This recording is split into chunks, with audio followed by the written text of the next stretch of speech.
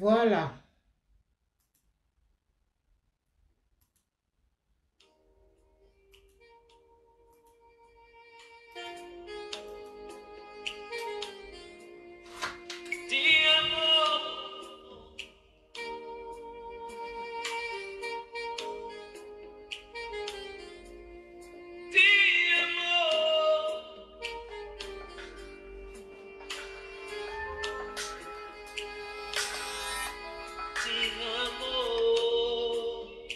Oui, je te rappelle. À plus tard. Ça marche. Seigneur, dis un mot dans ma vie. Seigneur, dis un mot dans ma vie. Bonsoir. Seigneur, dis un mot dans ma vie. Seigneur, dis un mot dans ma vie. Yahweh, dis un mot dans ma vie. Yahweh, Le son. dis un simple mot. Bonsoir, bonsoir.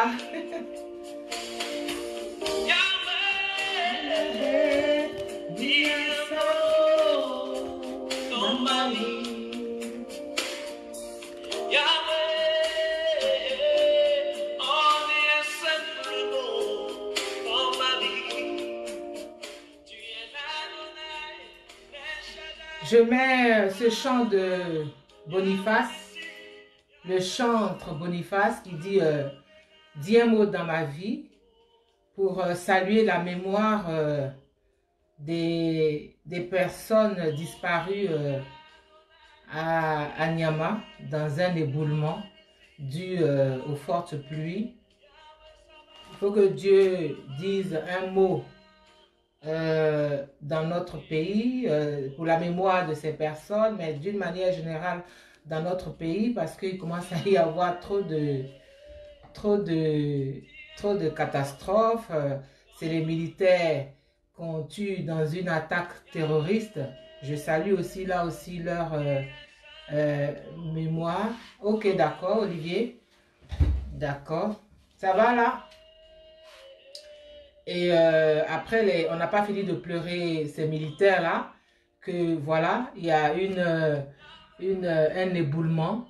C'est-à-dire que la pluie qui est source de vie vient et puis il y a un éboulement et des familles, des gens meurent.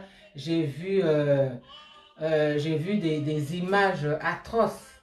J'ai vu vraiment des images atroces. Olivier, là, ça va? J'ai vu des images atroces, c'est insupportable, quoi.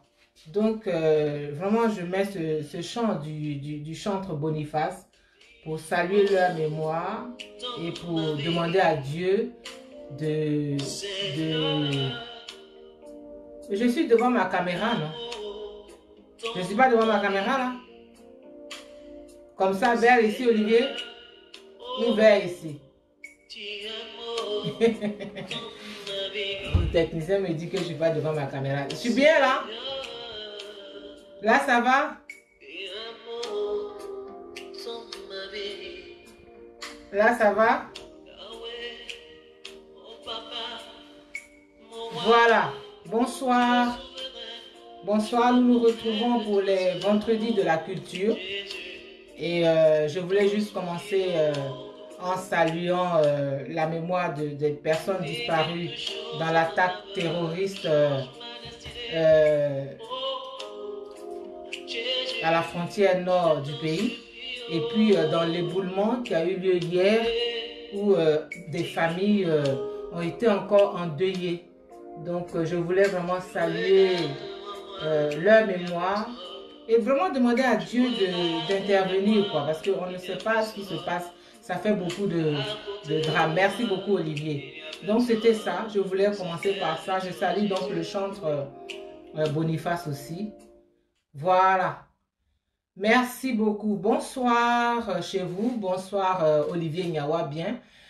Bonsoir Flore Broby, Jolitin, Gibril Ouattara. D'accord, ça va. Nadège Begré, ça va. D'accord. Ok, là c'est bon. D'accord. Merci beaucoup. Vous êtes vigilants, hein? Vous êtes vraiment vigilants. Vous n'êtes pas des gens qu'on peut tromper. Donc vous-même, vous connaissez le cinéma. Et puis vous me blaguez toujours là. Merci beaucoup. Geneviève Ossé, bonjour. On va encore continuer un peu avec le chant de Boniface pendant que je vous salue. Je salue tous ceux qui arrivent. Installez-vous. Installez-vous.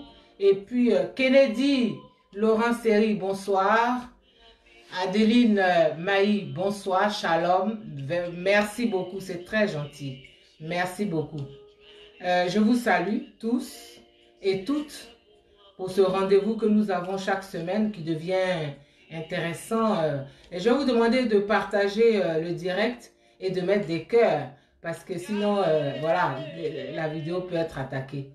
Or, nous voulons parler tranquillement entre nous de culture. C'est ça, les vendredis de la culture pour débattre. Autre The Winner. Amen. Merci beaucoup. Merci infiniment d'être là. Oui, je t'assure, Olivier Nyawa, tous mes gens qui suivent, les followers là, vous qui êtes là, ils sont tous des réalisateurs. Eux tous, ils me disent, il faut bien te placer, mets-toi au milieu. Non, mais c'est ça, j'aime beaucoup, vous êtes bien. Hein? Flore Broby, c'est ça. Merci, merci beaucoup. C'est vous qui êtes adorable. C'est vous. Patine Guessant, tu étais la première. Je salue la première, Patine Guessant.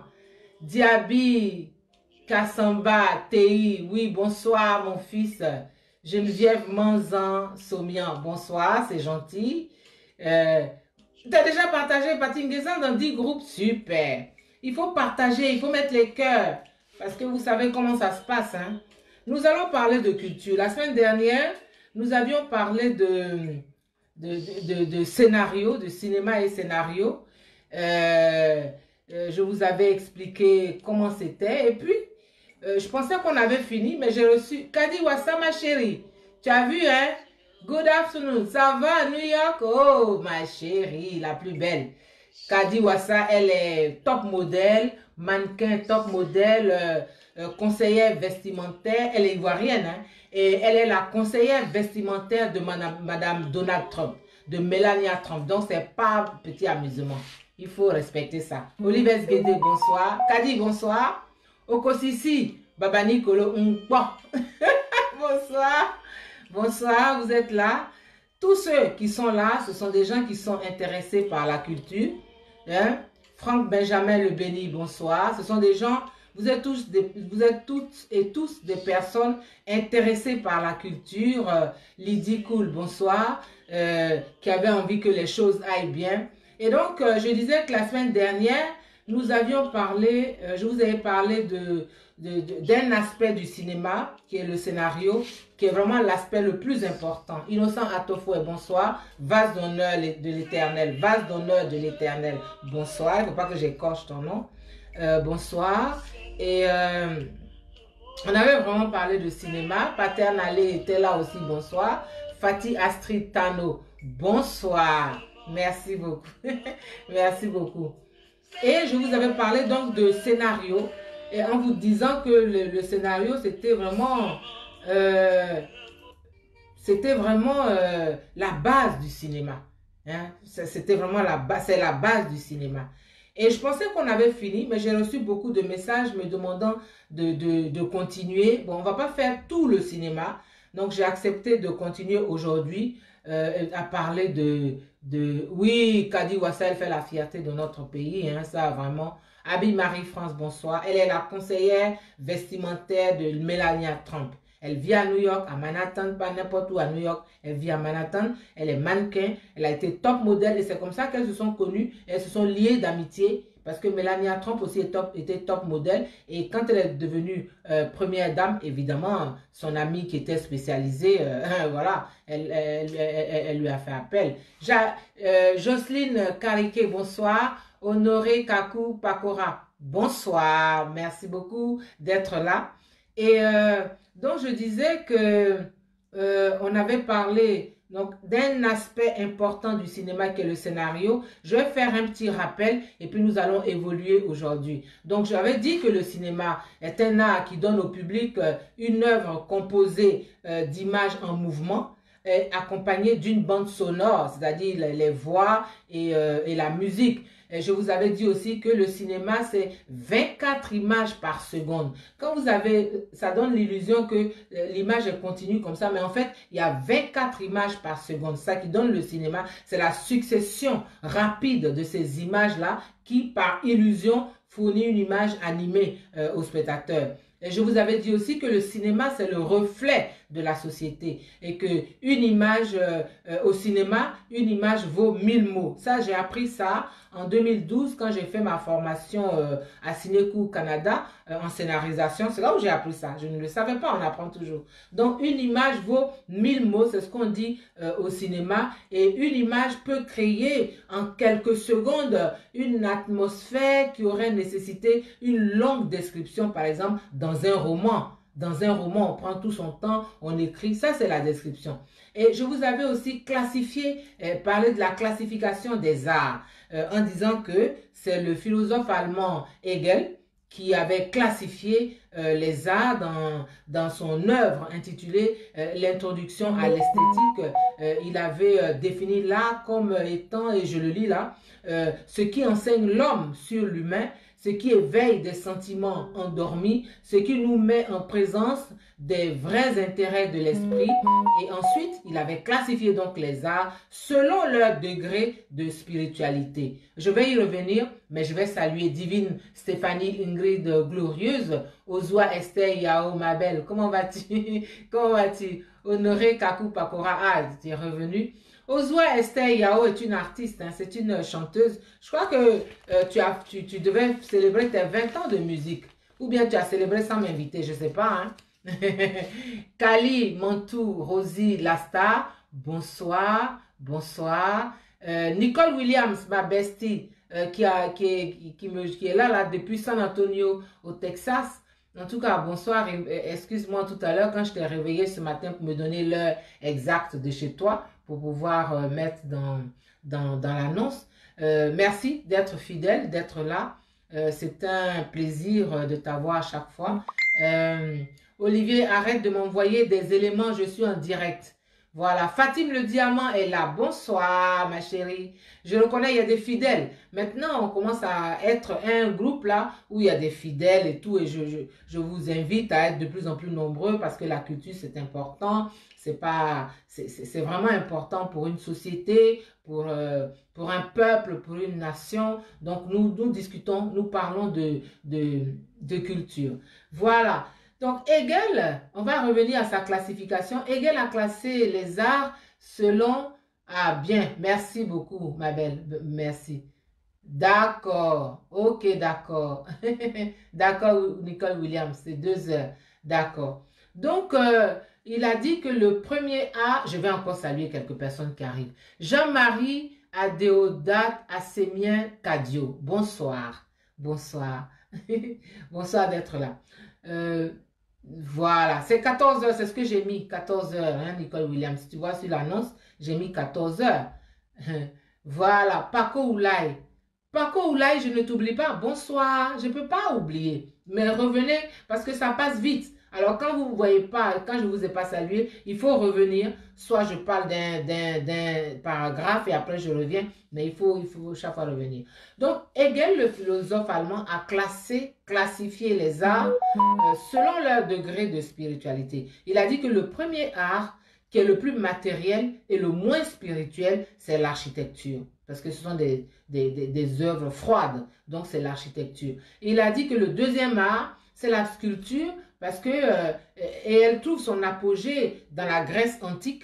Elle est représentée dans la Grèce antique par la statue de Zeus en Olympie. Il a dit que le troisième art, c'est la peinture, parce que la peinture exprime, selon lui, la spiritualité par ses formes et les couleurs. Le quatrième art est la musique. La musique qui est capable de faire naître des sentiments avec une succession de sons. Vous écoutez une chanson, vous écoutez une musique, vous ne comprenez pas les mots de la chanson, mais la musique vous transporte, même les mots vous transportent. Merci beaucoup, Bestie. Vous transporte. Guillaume Yao, bonsoir. Sabine Beauté, ma soeur. C'est Sabine Beauté qui m'a fait les belles tresses là. Hein. Elle est à Montreuil, il faut aller vous coiffer là-bas. Elle fait de très très belles choses. Et donc, il a dit que la musique, c'est le quatrième art. Et le cinquième art, c'est la poésie, parce que c'est l'art qui s'exprime par la parole, par les mots, qui transportent. Et Hegel s'est arrêté à ces 5 formes d'art. Je fais un rappel pour ceux qui n'étaient pas là la dernière fois.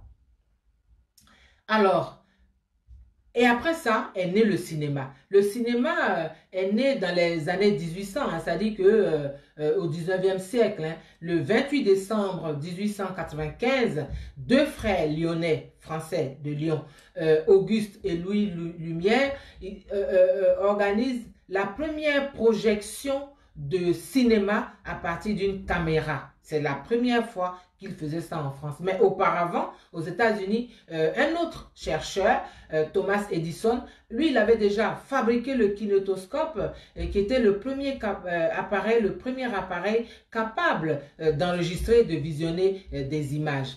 Voilà, donc le cinéma est né là.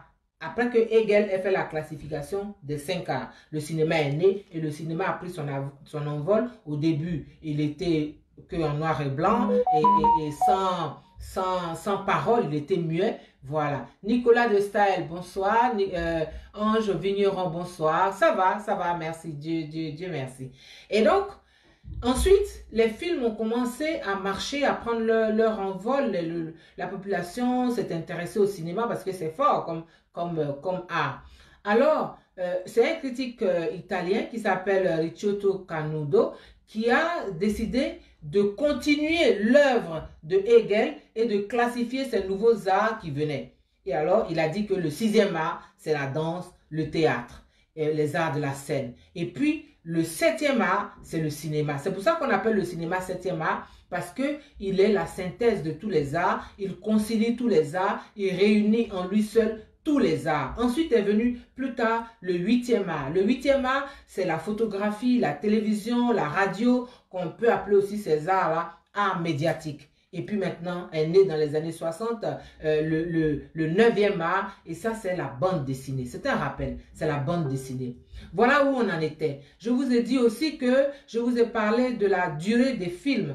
Ce qui fait qu'un film est court, ou très court, ou moyen, ou long métrage. Je vous ai dit que les très courts métrages, c'est de 1 minute à 3 minutes. Les courts métrages, c'est jusqu'à de 1 minute à 30 minutes. Les moyens métrages, c'est de 1 minute à 59 minutes.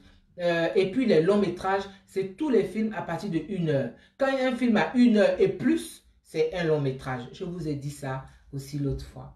Donc voilà où on en était. Est-ce que ça va pour ceux qui n'étaient pas là ou ceux qui arrivent maintenant? À moins Kwaku, bonsoir. Bonsoir. Est-ce que ça va? Je fais un rappel. Comme ça, tout le monde est au même niveau d'information, même ceux qui n'étaient pas là la dernière fois. Je vous ai dit aussi que celui qui écrit ou celle qui écrit le scénario s'appelle le scénariste.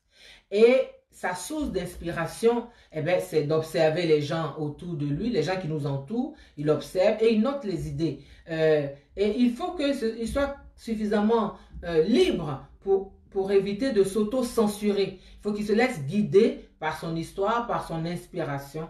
Je vous ai dit que pour un scénario, on peut partir d'une maxime, on peut partir d'un dicton, on peut partir d'une formule, on peut partir de versets, par exemple, dans les 10 commandements. Le film Les 10 commandements s'inspire de Léa Kwame épouse Kwasi, ma petite chérie, comment ça va?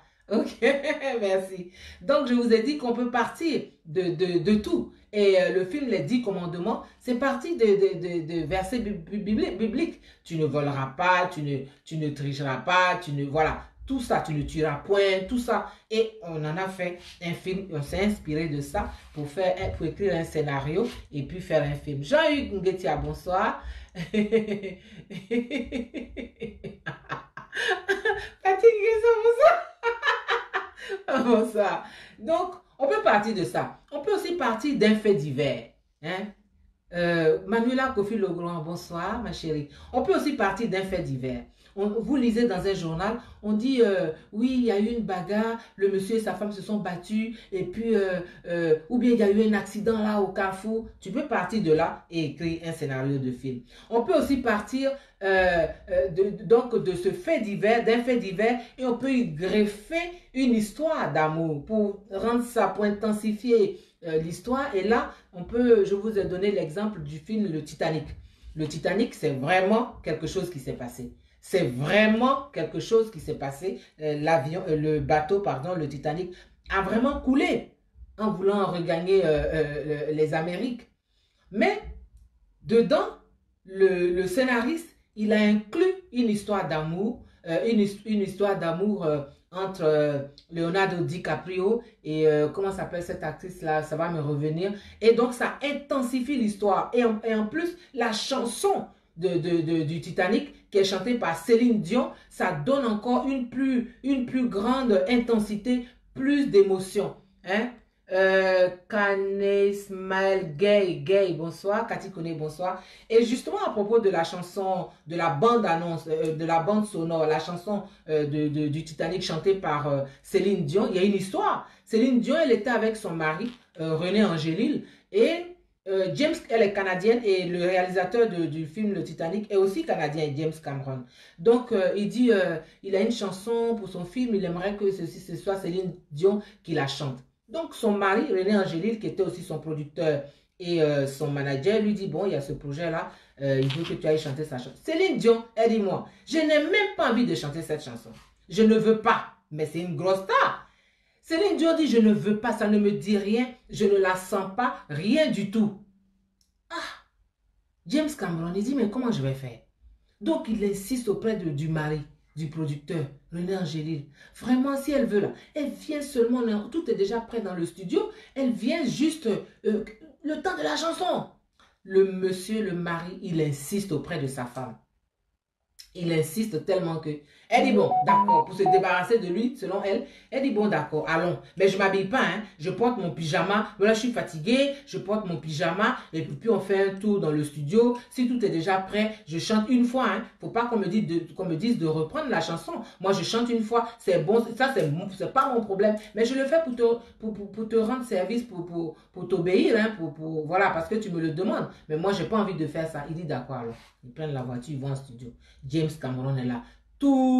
Kate Winslet, c'est ça. C'est ça. Merci Patty Nguessan. C'est Leonardo DiCaprio et Kate Winslet.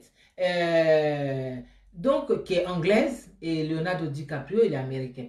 Et donc, ils vont en studio. Et Céline Dion, elle arrive, mais elle est en pyjama, même pas maquillée, même pas quoi. Elle s'en fout. Elle est énervée même. Elle est énervée. Jean-Marc Gou. Elle est énervée. Donc, elle rentre dans le studio. Et puis, elle pose, ça, on appelle ça au cinéma le premier jet. C'est-à-dire, la première version, qu'elle a ouvert sa bouche et qu'elle a chanté là. Qu'elle a fini, elle dit, elle ne chante pas. Hein. Elle dit, bon, j'ai fini. Elle est partie avec son mari.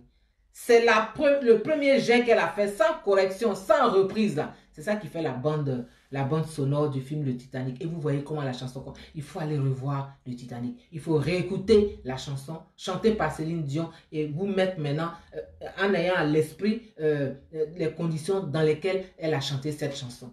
Donc, une histoire, un fait divers, tu peux y greffer une histoire d'amour et ça intensifie. Tu peux aussi prendre un motif avec variation. Je vous l'ai dit l'autre fois, je le répète. Par exemple, si vous avez vu le film Indiana Jones et le Temple maudit, il y a un personnage dedans qui s'appelle Chang.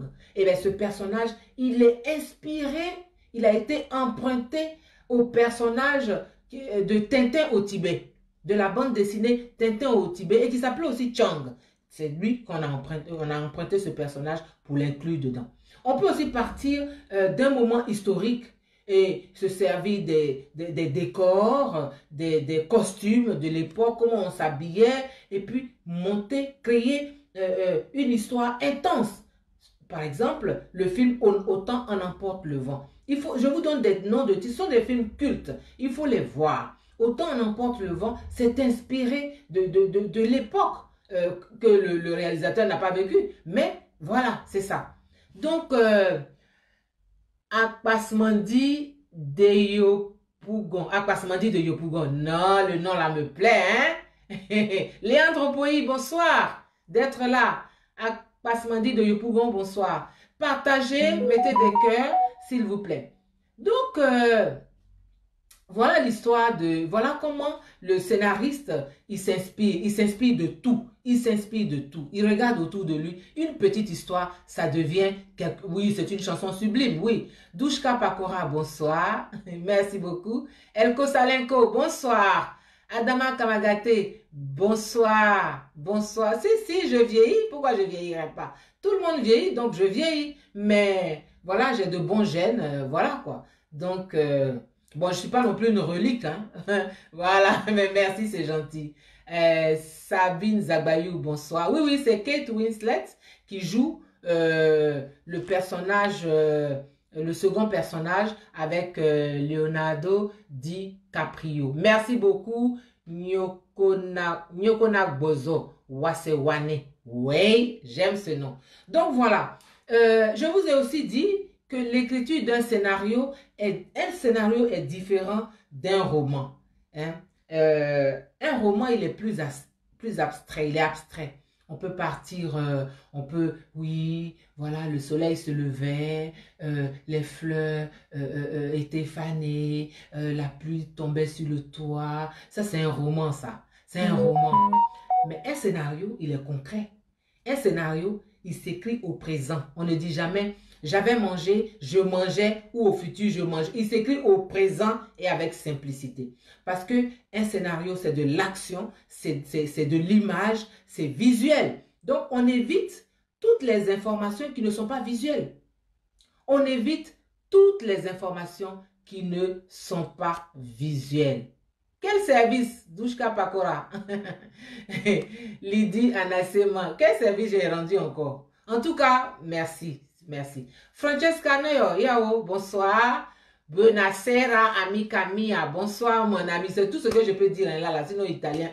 Et je salue l'Italie. Coco de Laco, bonsoir. Bonsoir. Donc, on évite toutes les informations qui ne sont pas visuelles. C'est-à-dire que ce que le personnage ressent, ses émotions, son expérience intérieure, on ne peut pas écrire ça parce qu'on ne peut pas filmer ça. Dans un scénario, tout ce qui est écrit est filmé. Quand tu lis un scénario, c'est le film qui défile devant toi. Marie-Chantal Ouattara, bonsoir. Merci. Franck Eddy Begré, bonsoir. Donc, on ne peut pas. Et dans un scénario, il n'y a rien de gratuit, il n'y a rien d'injustifié. C'est-à-dire que tout ce qu'on montre, tout ce qu'on a écrit, ça sert. Il n'y a pas une information qui est dans un scénario. C'est ça un scénario. C'est différent d'un roman. Dans un scénario, vous avez les dialogues. Les dialogues, on les écrit au centre de la page. Au centre de la page. Et puis, la description de la scène, elle s'écrit à partir de la gauche. On appelle ça les didascalies. C'est-à-dire qu'on dit, par exemple, on va écrire, il fait jour, on vous met où on est. Par exemple, je suis assis, on dit intérieur, nuit. C'est-à-dire que la scène se passe à l'intérieur et la nuit. C'est simple. Et on vous dit, assise sur une chaise, Annie Tchele regarde la caméra. C'est tout. La caméra, on va filmer, je suis assise sur la chaise et je regarde la caméra. C'est simple. C'est simple. On ne peut pas ajouter d'autres informations. Nolive Kei, bonsoir, merci d'être là. Bonsoir, bonsoir, tous ceux qui viennent là, bonsoir. Donc, les émotions, on ne peut pas dire, par exemple, assise sur la chaise, Annick Télé pensait que vraiment il faudrait qu'elle se décide à aller manger et tout. Non, on ne peut pas filmer ça. Se décider à aller manger, on ne peut pas filmer ça. Donc, les informations sont visuelles. Et dans un scénario, il n'y a rien de gratuit, je vous ai déjà dit. Il y a des verbes qu'on n'utilise pas dans un scénario parce qu'ils sont non visuels. Ils ne sont pas visuels. Par exemple, penser, réfléchir, se demander, souhaiter, aimer, sentir, ressentir, imaginer, se rappeler, croire, savoir, espérer, décider. Comment tu peux dire, oui, le personnage pense que... Non, non, elle ne pense pas. Non, non. On peut dire, le personnage est visiblement pensif. Ça, c'est concret. Donc, elle va jouer. La personne va jouer, va se mettre là comme ça, visiblement, elle pense à quelque chose. Mais le personnage pense, ou bien Mado imagine. On ne sait pas ce qui est dans le crâne de Mado. On ne peut pas dire. Ah, Douchka Pakora. Ok, d'accord. Ok. Mais c'est bien, c'est bien, c'est bien, c'est bien. Paix à l'âme de Kodjo et Bouclé. Oui, oui, c'est bien. Donc, voilà. Par exemple, je vous donne un exemple pour étayer ce que je dis là. On dit, vous ne pouvez pas dire, le verbe décider là, ça ne peut pas marcher. On ne peut pas dire, le shérif décide de sortir son arme. Ça, ce n'est pas dans un scénario. Dans un scénario, on dit, le shérif sort son arme. C'est tout. Parce que c'est ça qu'on va filmer. Le shérif, il sort son arme. Donc, on filme l'action de sortir. Il sort son arme. On filme l'action de sortir et on filme l'arme. C'est tout. On ne peut pas dire il décide de sortir son arme. Parce que comment on va filmer décider? C'est ça un scénario. C'est ça un scénario. F. Soumio, bonsoir. Tina Gaye, bonsoir. Bonsoir à tous ceux qui viennent. Venez, partagez et puis soyez là. Un scénario doit être dynamique. Il doit être rythmé. Et moins il y a de mots, plus il est rythmé, plus il est dynamique. Dans un roman, on va écrire, par exemple, Monsieur le maire, je suis venu vous prévenir que vous devriez vous rendre tout de suite à l'hôtel de ville parce qu'il est en feu. Ça, c'est dans un roman. Ça, c'est dans un roman. Je reprends la phrase. Monsieur le maire, Monsieur le maire, je suis venu vous prévenir que vous devriez vous rendre tout de suite à l'hôtel de ville parce qu'il est en feu. C'est pour dire au maire que la mairie est en train de brûler. Hein. Ça, c'est dans un roman. Dans un scénario, on va dire, Monsieur le maire, venez vite, l'hôtel de ville est en feu. Voilà, c'est tout. C'est tout. Monsieur le maire, venez vite, l'hôtel de ville est en feu. Maëva Lorenz, bonsoir. Dans un roman, Monsieur le maire, je suis venu vous prévenir que vous devriez vous rendre tout de suite à l'hôtel de ville parce qu'il est en feu. Ça, c'est un roman. Ça, c'est un roman. Dans un scénario, Monsieur le maire, vite, venez vite, l'hôtel de ville est en feu. Voilà, ça on peut filmer, on va monter. Et puis, même le ton, le rythme, même, voilà, c'est ça. C'est ça la différence. C'est ça un scénario. C'est ça un scénario. Je salue quelques personnes.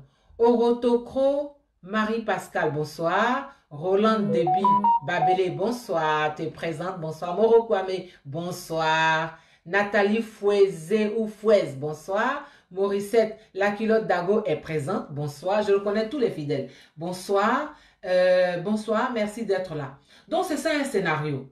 Un scénario, il est dynamique. C'est ça l'écriture d'un scénario. Quand tu lis un scénario, tu vois déjà le film. En lisant un scénario, tu dois déjà visualiser le film. Tu sais déjà ce qui se passe. Françoise Kofi, bonsoir. Merci.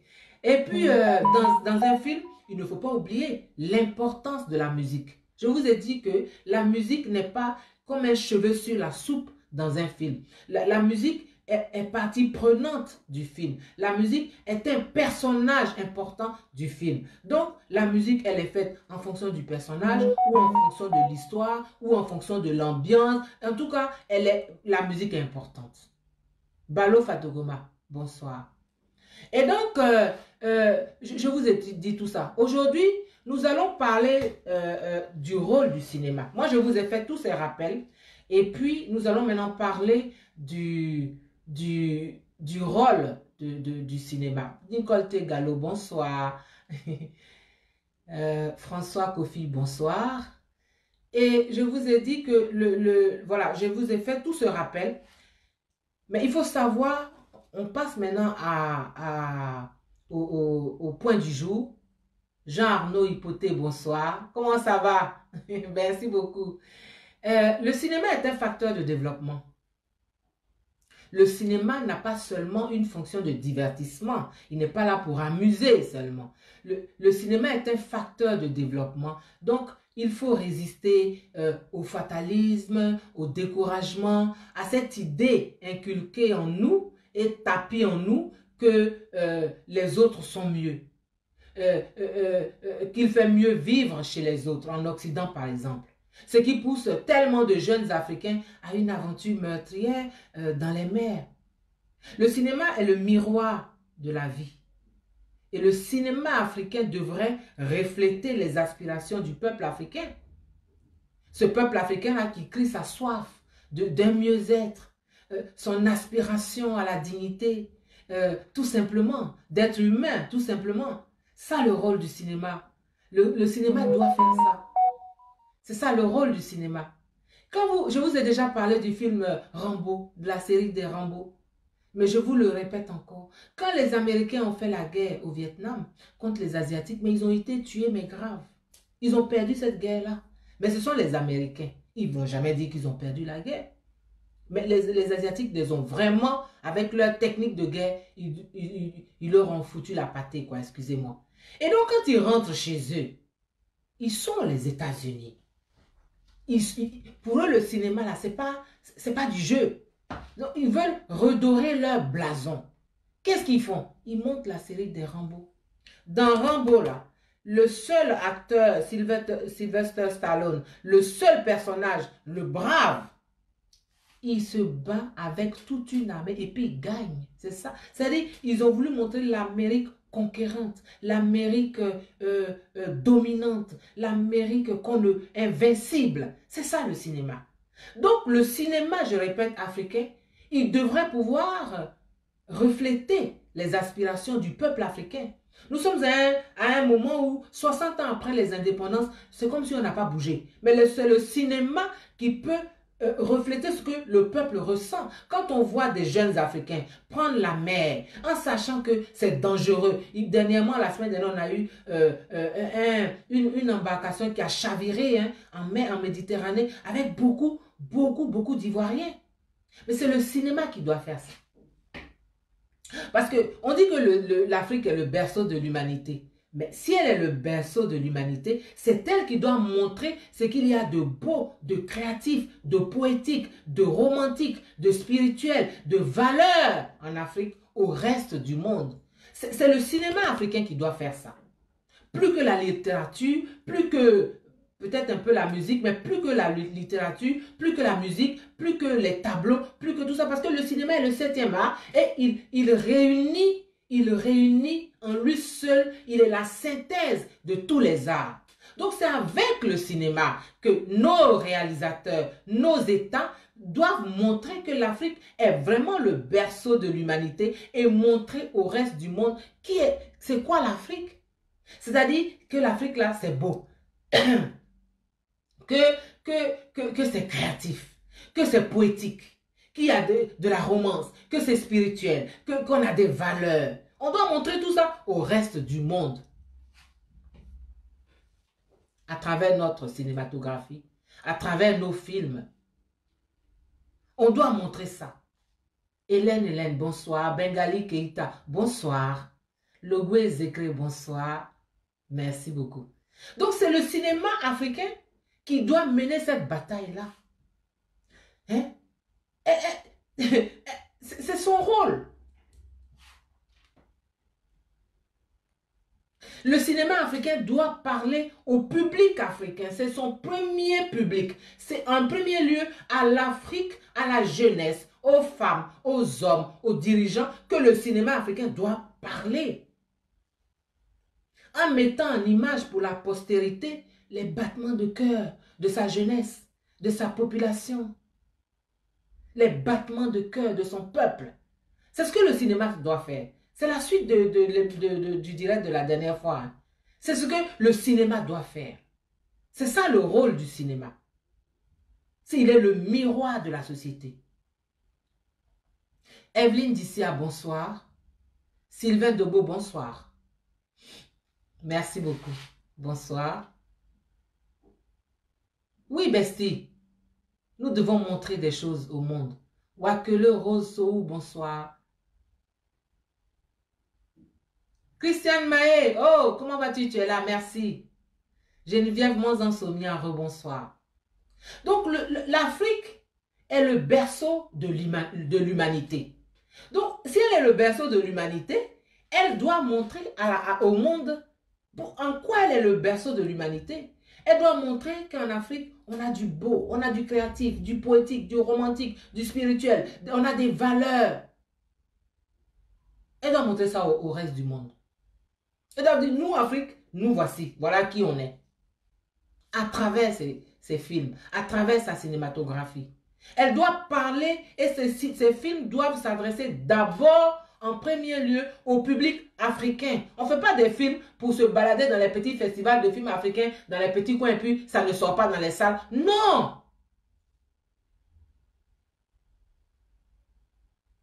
Je peux faire un film sur la traversée pour aller en Europe, mais un film, ça coûte de l'argent, il faut des producteurs. Moi, je suis là. S'il y a des producteurs, il n'y a pas de problème.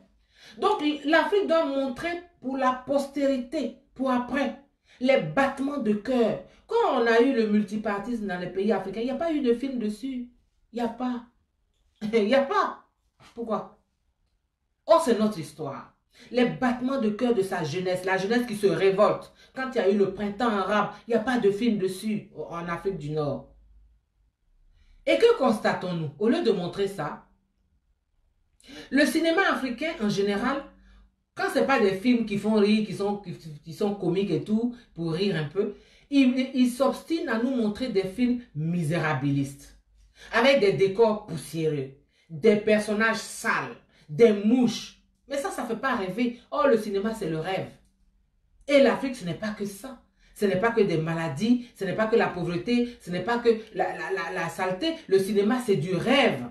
Alors moi, l'appel que je lance, c'est que les films africains donnent du rêve et de l'espoir. Qui montrent aux générations, aux jeunes, que voilà, on peut être en Afrique. Et puis, merci beaucoup Valérie Onozélé. Merci grand sœur. Donc, on peut être en Afrique et puis on est bien. Moi, je n'ai jamais voulu vivre en Europe, jamais. Toutes les propositions pour aller vivre en Europe, aux États-Unis, j'ai dit, je ne veux pas. Je veux rester en Afrique. C'est l'exil là qui m'emmène en Europe. Parce que je considère que tu peux être en Afrique et puis te réaliser. Voilà le rôle du cinéma, facteur de développement. Le cinéma aussi est un outil de résistance. Parce que de tout temps, les peuples ont lutté et continuent de lutter pour se sortir de tous les assujettissements, tous les asservissements. Chaque peuple se bat pour sortir de ça. Chaque peuple se bat à sa façon pour avoir de la dignité. Et le cinéma a servi la cause d'hommes et de femmes engagés, parfois au péril de leur vie. Il a immortalisé les grands résistants dans le 7e art. Et à travers le 7e art, la résistance est un événement positif de l'histoire. Comme le dit l'historien François Bédarida, il a vécu de 1926 à 2001, il est mort en 2001. C'est lui qui a dit ça. Donald, bonsoir, ton nom est passé. Kim Boga, bonsoir. Baboura, Mali, Yassi, bonsoir. Donc, François Bédarida dit que là où surgit l'oppresseur, on rentre dans le fond du cinéma, hein, là où surgit l'oppresseur, a fortiori l'occupant oppresseur, là surgit le résistant. Le résistant est l'archétype de la conscience qui dit non. La conscience qui dit non, c'est le résistant. Et donc le cinéma est donc aujourd'hui, plus qu'hier, un moyen de résistance dans les luttes de libération et de liberté des peuples opprimés. Fin de citation. Alors, pourquoi le cinéma est cantonné aux films misérabilistes qui montrent une Afrique qui ne fait même pas rêver? Pourquoi ils ne nous donnent pas à voir des films qui montrent le labeur de nos paysans, par exemple? Par exemple, les femmes qui travaillent dans le vivrier en Côte d'Ivoire et quand il y a des crises qui nourrissent la population, pourquoi le cinéma ne s'inspire pas pour faire des films? Moi, j'ai fait un film documentaire sur Irelou Madeleine, paix à son âme, qui était une patronne du vivrier, pour raconter son histoire. Mais ça, c'est moi. Mais il faut que tout le monde fasse des documentaires, des reportages, mais surtout de la fiction. Pourquoi on ne montre pas le travail des agriculteurs, par exemple, qui font le café, le cacao, comment leur travail ne les nourrit pas? Comment on peut partir de la plantation de cacao, du travail ardu des paysans jusqu'à la tablette de chocolat qui arrive en Occident et la différence de prix. Mais c'est ça le cinéma, c'est ça, c'est le rôle du cinéma, ça. Pourquoi en Afrique, on ne montre pas des films, on ne fait pas des films sur nos héros? Adou Joseph, bonsoir. Adama Belem, bonsoir. Pourquoi on ne montre pas, on ne fait pas des films sur les héros africains? Même les héros même qui sont même pas loin là-bas. On va prendre les Amazones du Dahomey par exemple. C'est une histoire magnifique. Pourquoi on n'en fait pas un film? Priska Wessiao Zoro. Pourquoi il n'y a pas de film sur Kwame Nkrumah? Pourquoi il n'y a pas de film sur Sékou Touré, sur Patrice Lumumba? Lumumba, il y a un film. Ça, c'est Raoul Peck qui a fait ce film-là. Qui a fait ce film-là. Avec mon ami, comment il s'appelle l'acteur là? Éric Ebouané. Mais pourquoi il n'y en a pas d'autres? Pourquoi on n'a pas de film sur Thomas Sankara? Pourquoi on n'a pas de film sur des héros même qui sont vivants? Et je vais saluer ici Marie-Patrice Gbagbo, épouse Hippo. C'est la fille, une des filles du président Gbagbo et de Madame Simone Gbagbo, qui a sa société et elle est réalisatrice. Et sa société de production, son slogan c'est « Parce que l'Afrique a besoin de héros ». On a besoin de héros. Il faut que les jeunes s'identifient à des personnages héroïques, positifs. Slay Amani, bonsoir. Bengali Keita. Donc, pourquoi nos héros, il n'y a pas de film sur eux? Mais quand il y a un film sur eux, c'est fait par les Occidentaux. Je vais vous donner 3 exemples. Dalibé. Oui, on ne se considère pas, c'est vrai. Daniela de Forestier. On ne se considère pas, c'est vrai. Fofana Enza. On a tellement de héros, c'est vrai, mais on ne fait rien sur leur vie. Nguessan Gervais, bonsoir. Donc, je vais vous donner... la seule fois où il y a eu des films sur nos héros, ça a été fait par des Blancs. Je vais vous donner... tout le monde a vu Shaka Zulu, la série Shaka Zulu. Shaka Zulu est une série qui a été produite en 1986. Shaka Zulu était un roi Zulu qui a régné en Afrique du Sud. Il a vécu de 1781 à 1828. Il a été roi de 1816 à 1828. Ça, c'est l'histoire de Shaka Zulu. Et puis, un scénariste américain qui s'appelle Joshua Sinclair, il est toujours vivant, il est scénariste, il est producteur. Il décide d'écrire l'histoire de Shaka Zulu. Et il écrit l'histoire. Et... le film est réalisé, la série est réalisée par un autre blanc qui s'appelle William Ford. Lui, il est décédé en 1994 à l'âge de 45 ans. Il a eu, je sais pas, il est mort brusquement. Donc, le scénariste est américain. Le réalisateur, il est américain. La société qui distribue la série Shaka Zulu est américaine. Elle s'appelle Harmony Gold. Et elle est une société américaine, mais qui est dirigée par un Égyptien. On parle de Shaka Zulu, un héros africain. On parle de Shaka Zulu. C'est-à-dire que tout ce que nous on a, on ne le met pas en valeur. Mais c'est les autres qui viennent et puis qui le mettent en valeur, mais ils le mettent en valeur selon eux, leur regard. Donc on peut bavarder. On peut faire beaucoup de bavardage. Hein. Oui, nous les Africains, mais on ne va nulle part. Parce que quand tu ne considères pas ta culture, là, tu ne vas nulle part. C'est la culture qui fait que tu es un être humain. Voilà. Donc voilà l'histoire de Chaka Zulu. On prend l'autre film qui s'appelle Hôtel Rwanda, qui a parlé sur la guerre du Rwanda, le génocide rwandais. Celui qui écrit le scénario, il s'appelle Terry George. Il est irlandais. Il est né à Belfast. Il est irlandais. Moi, j'ai fait un homme, une vision sur le président Gbagbo. Hein. Bon, maintenant, je peux... Enfin, ça là...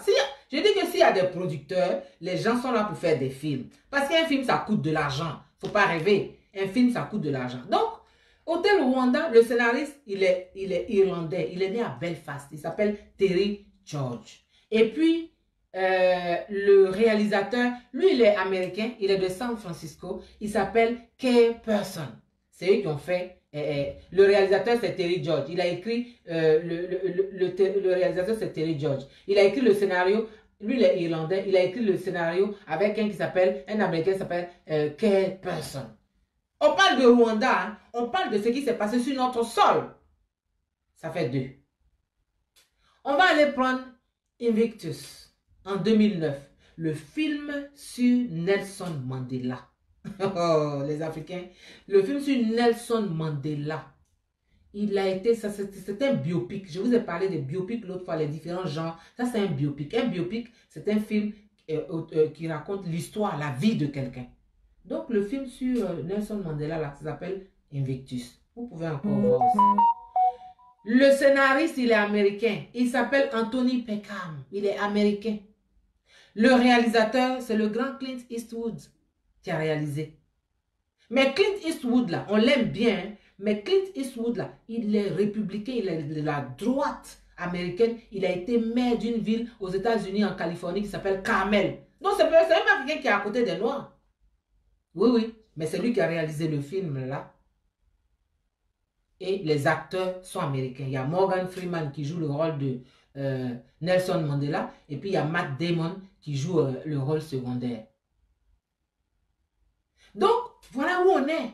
C'est-à-dire qu'on ne met pas nos héros en valeur. Et puis, quand il y a des films qui doivent les mettre en valeur, eh bien, c'est fait par d'autres personnes. Donc, c'est leur regard. Donc, c'est leur... Oh, tout ça, Omayou, bonsoir. Donc, c'est leur regard et c'est leur écriture. Et c'est tout ça. Et ça fait pitié quand tu y réfléchis. Qu'est-ce qui va nous rester? Kuipers et le terre. Mais les États ont des moyens.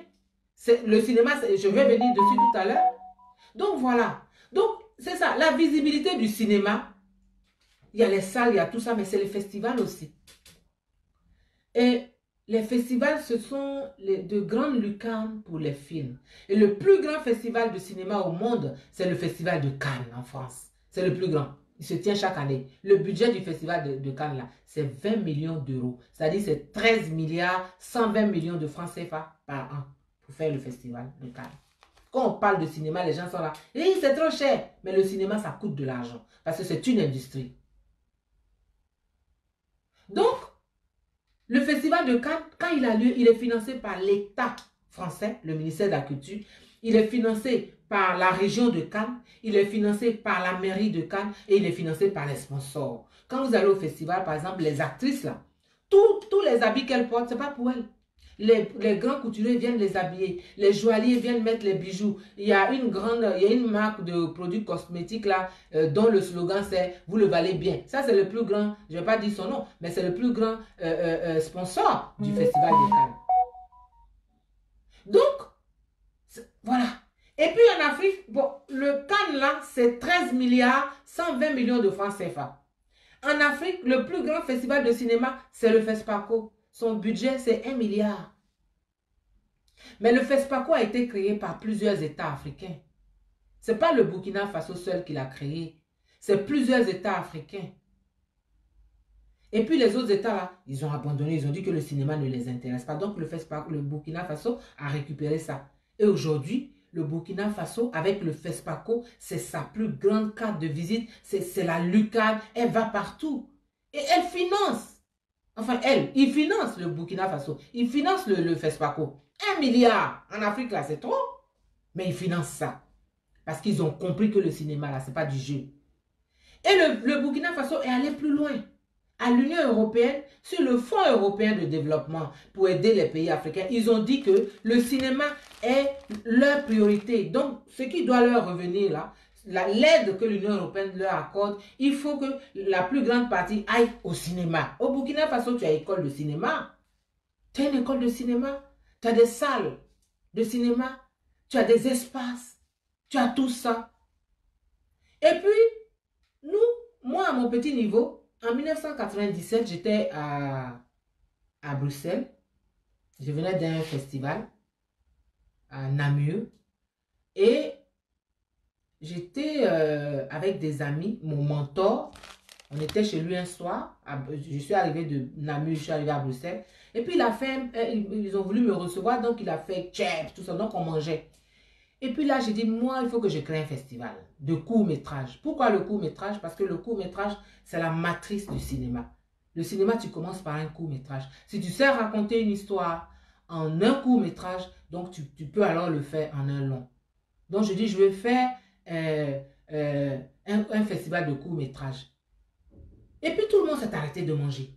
Pape dit, il faut que tu développes. Pape Sen, je te salue. Il est à Dakar, je te salue. Il était à l'Union européenne. C'est un homme vraiment qui m'a apporté beaucoup. Il a apporté beaucoup au cinéma, aux cinéastes africains, pas qu'à moi. Mais il m'a vraiment tenu par la main. Parce que j'étais trop jeune, je ne connaissais rien et les gens me mettaient les bâtons dans les roues. Tous les grands cinéastes ivoiriens que vous connaissez là, ils m'ont mis des bâtons dans les roues. Que pourquoi elle, la petite, là, voilà. Mais les blancs là, ils ne considèrent pas l'âge. Les blancs, ils considèrent ton talent et ce que tu peux apporter. Donc, comment j'ai envoyé mon dossier là? Ils ont pris ça. Ils disent que c'est bon, ça les intéresse. Bref, on était là. Merci Adama Abelem.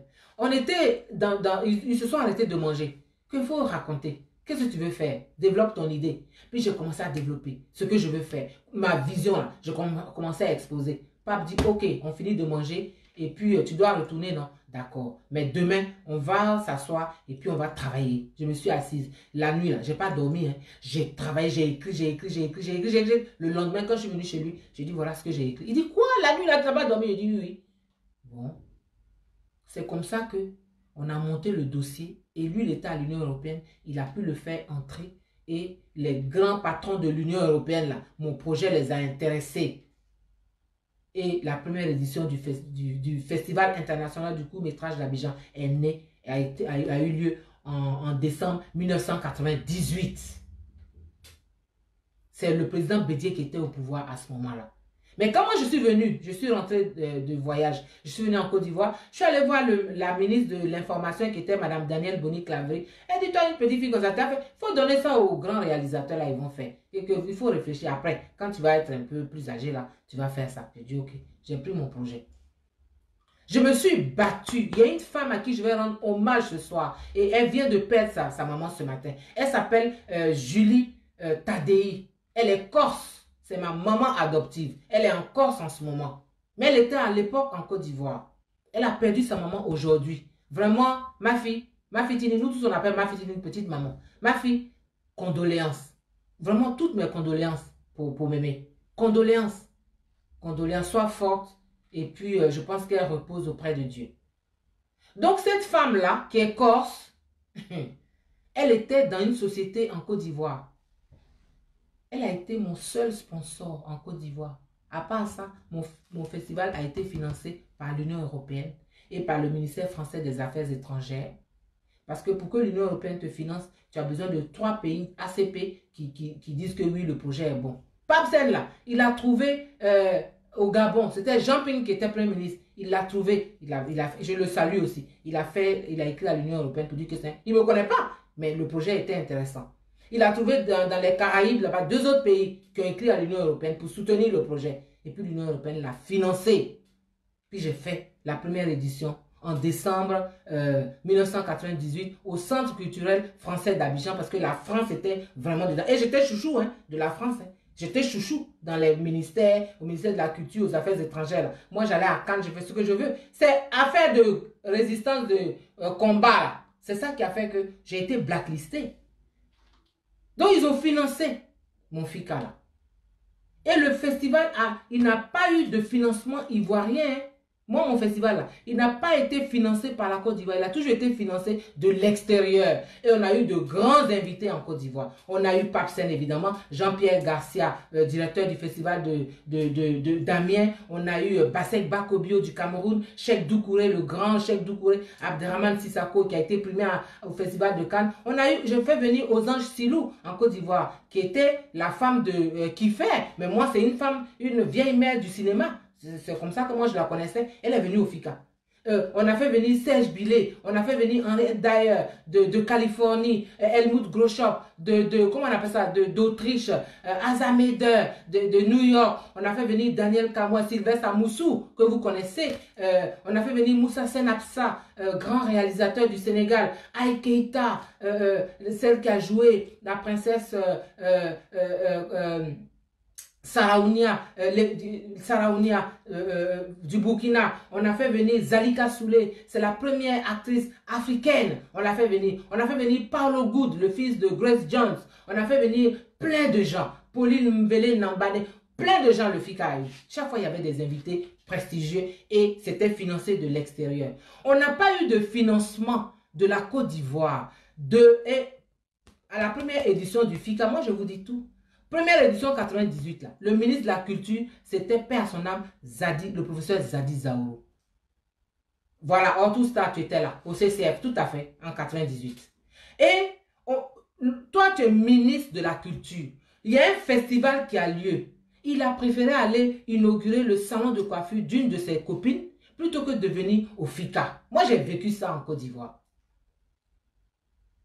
Et le parrain du festival, c'est M. Paul Kwame. Il était directeur de Fraternité Matin, je ne l'oublie pas. Et l'ancien maire de la ville d'Abidjan, Ernest Nkumo Mobio, il y a des gens qui sont venus comme ça. Mais le financement, là, est venu de l'extérieur. Mais voilà les gens qui m'ont aidé à avancer. Ce n'est pas le gouvernement ivoirien. Et puis, il y a eu le coup d'État. Il y a eu le coup d'État en 99. Donc, parce que moi je suis allé demander la permission au FESPACO. Je suis allé présenter le FICA, le projet. Le FESPACO dit oui, on est d'accord. Nous on fait les années impaires et puis toi il faut faire les années paires. Donc le FESPACO a donné son OK, a béni le festival. Le Burkina là, il a fait beaucoup pour moi. Donc on a fait la première édition, puis il y a eu le coup d'État de 99. Du coup, en 2000, il n'y a pas eu de FICA. 2001 et 2000, bon, le gouvernement a changé, le président Gbagbo est venu au pouvoir. 2001, on fait l'édition du FICA 2001. Et je vais voir le ministre de la Culture du gouvernement, du nouveau gouvernement du président Gbagbo, puisque c'est la culture. Donc je vais le voir. Il s'appelait Paix à son âme, Kone Draman. Il écrivait dans Notre Voix une rubrique qui s'appelait Dire bien. Je suis allé le trouver pour présenter mon projet. Kone Draman là, mon projet ne l'a pas intéressé. Il ne m'a même pas regardé. Il ne venait même pas même. Mais moi, j'ai eu mes financements toujours de l'extérieur, Union européenne, la France, voilà, puis quelques sponsors comme ça. Je vous dis tout. Pourquoi le cinéma ne marche pas dans notre pays particulièrement. Et puis, le jour de l'ouverture du FICA, le président Gbagbo était allé au Burkina Faso où il devait faire un aller-retour. Et le téléphone sonne au siège du FICA. C'est le ministre de la Culture qui nous a tout refusé. C'est lui qui appelle, il tremblait sur lui. Oui, le président arrive, il dit qu'il vient du Burkina et il vient directement au FICA. Donc, quelles sont les dispositions? J'envoie des gens pour vous dire réellement ça. Mais nous, on était zen, hein, parce que nous, on n'est pas dans notre festival, ce n'est pas un festival politique. Donc, tu es chef d'État, tu es ministre, on était habitué à ce qu'on nous dise non. Moi, j'étais habitué à ça et j'avais mes relais à l'extérieur. C'est comme ça qu'il court pour venir le président au FICA 2001. Oui, oui. Oui, oui. Oui, oui, il y avait Woubi Chéri, le film Woubi Chéri. Oh, tout star, moi, tu étais là. C'est comme ça qu'il court pour venir au FICA parce que le président a dit qu'il vient. Mais je n'ai pas été financé, toujours. Moi, je n'ai pas reçu de financement pour mon festival. C'est en 2008. Le FICA avait 10 ans d'existence. Et je dis, on va fêter les 10 ans. C'est une édition spéciale. On doit fêter les 10 ans. C'est là où je vais voir le ministre du tourisme de l'époque qui s'appelait Konaté Sidiki. Et je lui dis, voilà mon projet, ce que je veux, il faut que les lieux touristiques là, quand moi mes invités, les étrangers vont venir, il y avait déjà la guerre en Côte d'Ivoire, mais quand même, je maintenais le festival parce que ça faisait aussi un bon nom pour le pays. Et puis moi, c'était la culture. Donc, je dis, bon, quand les festivaliers vont venir, je veux qu'ils visitent des sites touristiques parce que c'est la 10e édition, c'est la 10e année de création du FICA. C'est là où M. Konaté, c'est lui qui est le ministre, là, il va dire quoi? 10 ans? J'ai dit oui, ça fait 10 ans. La première édition a eu lieu en 98, 2008, ça fait 10 ans. Sinon, le FICA même là, il a été créé en 97. Il dit, c'est pas possible. Combien ils étaient dans la rébellion? Il dit, mais nous, on a toujours pensé que c'est le président Gbagbo qui a créé un festival. Je dis non, j'ai sorti tous les papiers. Tout de suite là, il a appelé le premier ministre de l'époque, qui était M. Sorodium. Il dit, voilà, et puis il lui explique. Sorodium dit quoi? Le premier ministre dit quoi? C'est 10 ans, c'est 98, donc ça n'a rien à voir avec... Il dit, non, non, pas du tout, voilà, j'ai tout devant moi ici. Et c'est comme ça que le premier ministre Sorodium, on va tout dire, mais je serai toujours reconnaissante à ce monsieur. Je serai toujours reconnaissante. C'est lui, c'est lui qui décide que la 10e édition là, c'est pas normal que depuis que ça existe, c'est l'extérieur qui finance et que mais là l'extérieur ne finançait plus puisqu'on était dans la résistance. Donc moi j'avais déjà été blacklisté. Les blancs là, ils te donnent leur argent, mais si tu n'es plus dans leur système, tu es en train de soutenir un président qu'ils combattent, mais ils te coupent tout. Donc ça avait été coupé. Mais je m'arrangeais avec les sponsors. En tout cas, on s'arrangeait toujours. On trouvait des sponsors. Donc, c'est comme ça que c'est le premier ministre Sorodium qui met la presse, qui réunit le ministre de l'information qui s'appelait Sissavané, qui s'appelle M. Sissavané, Ibrahim Sissavané, le ministre de la culture qui s'appelait Augustin Kouadio Komoué, le ministre du tourisme qu'il avait informé, donc Konaté Sidiki, et puis le ministre de l'économie et des finances qui s'appelait M. Dibi. Il dit, montez-moi une communication pour le conseil des ministres. Mais avant ça, quand je faisais là, il y avait Père à son âme, Boun, Boabré. Eux, ils ne finançaient pas, mais j'avais toujours besoin des lettres du pays pour l'Union européenne. Et eux, ils me produisaient ça. Vraiment, je ne peux pas... Ils faisaient la lettre là, pour ça. Et j'envoie pour pouvoir avoir mes financements un peu, jusqu'à ce qu'on me coupe de l'extérieur parce qu'on était dans une lutte qui n'intéressait pas les Occidentaux. C'est eux qui te donnent leur argent. Si tu fais quelque chose qui ne leur plaît pas, ils te coupent ça. Et puis c'est tout au calme, ils ont raison. Mais moi, je n'ai pas considéré ça. J'ai dit, si c'est pour ça, ils n'ont qu'à garder leur argent. Nous, on va se battre pour notre pays. Bref, en 2008, c'est le premier ministre Sorodium qui présente le projet du FICA en conseil des ministres pour la première fois et l'État de Côte d'Ivoire nous accorde une subvention. C'est 2008.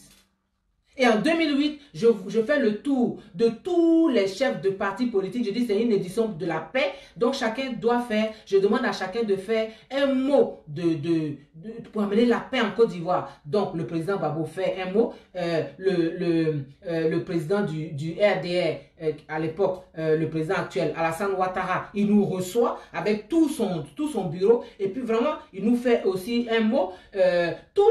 Madame Danielle Boni-Claverie, qui avait son parti, tous les chefs de parti, là, sauf le PDCI, on n'a pas pu voir le président Henri Konan Bédié à ce moment-là. Mais eux tous, ils font ça. Et donc, ce catalogue existe. Hein.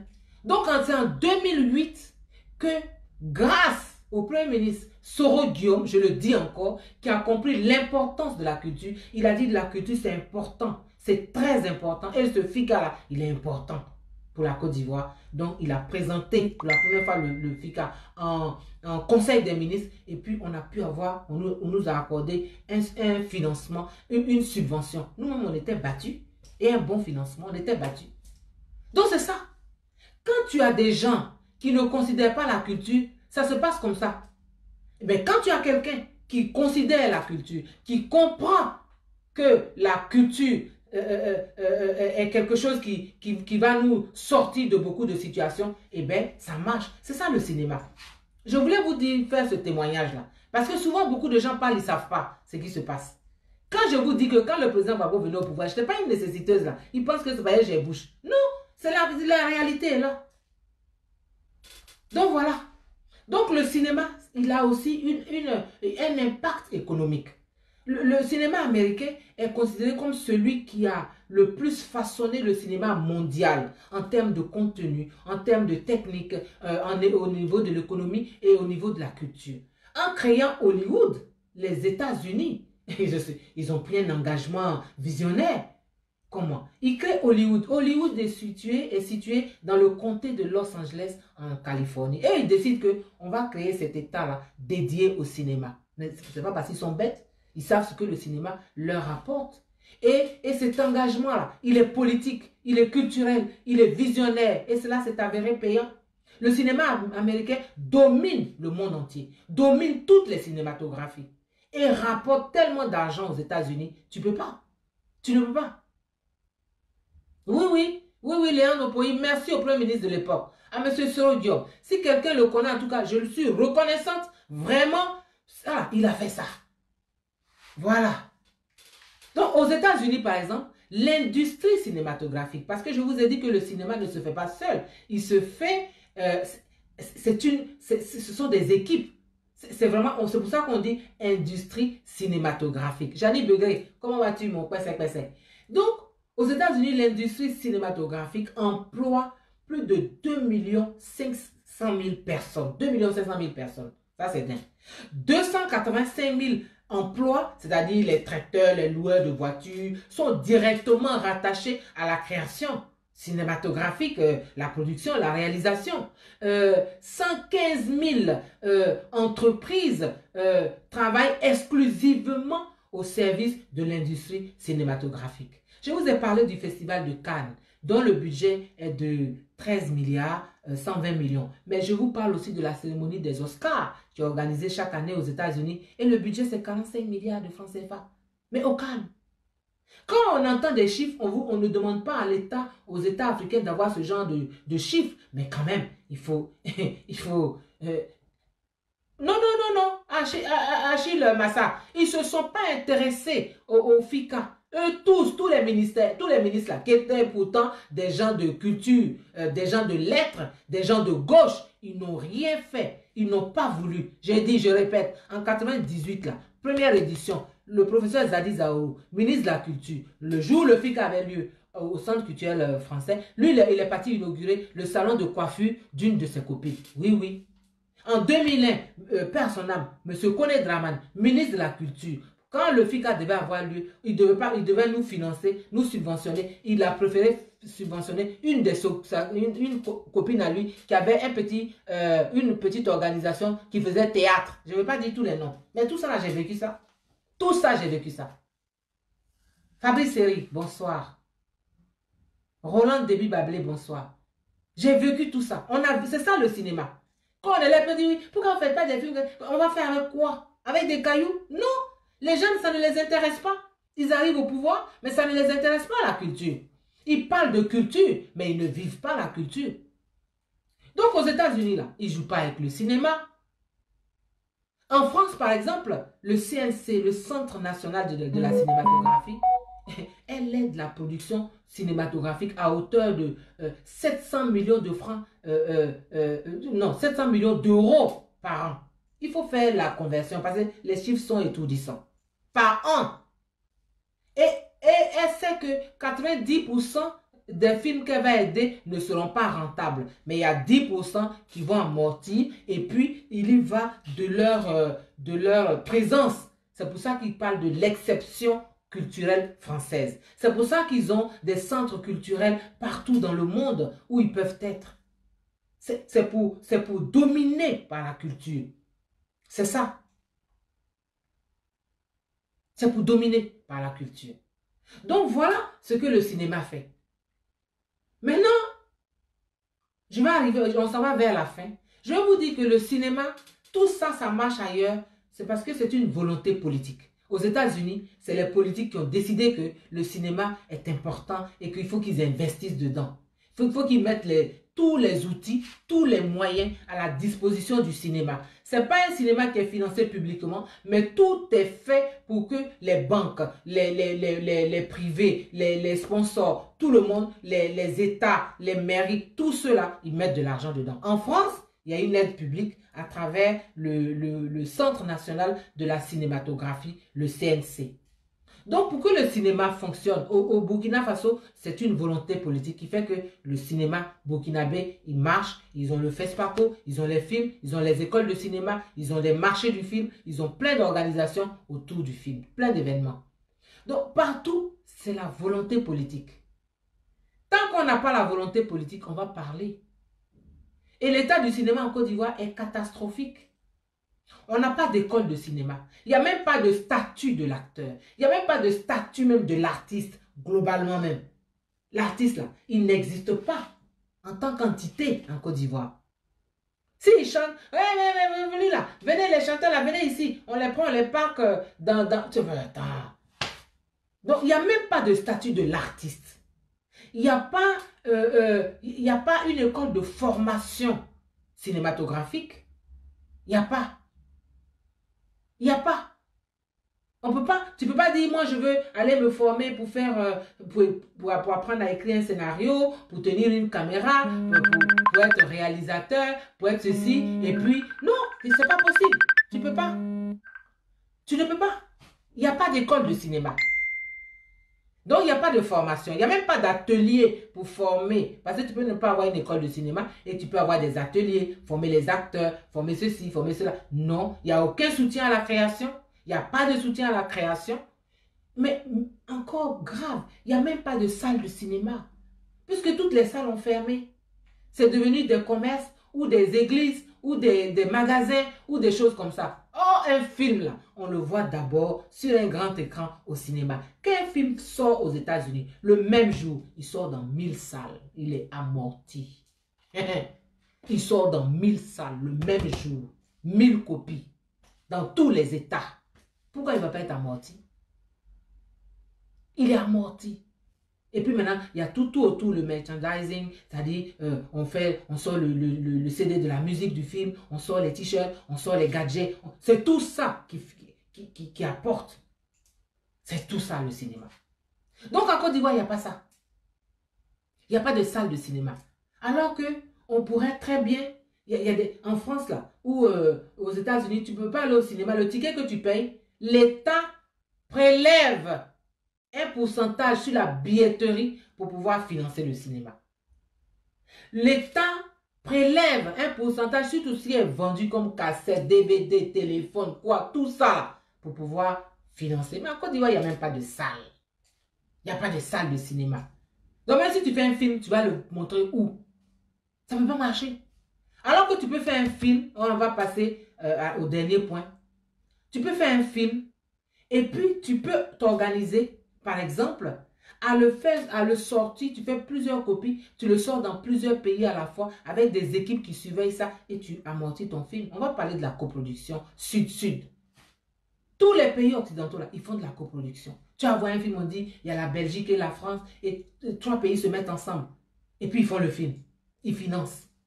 Mais nous, là, chacun est dans son petit coin avec son petit public et ça ne va nulle part. Koulibaly Youssouf. Bonsoir. Oui, oui. Déborah Akpes, bonsoir.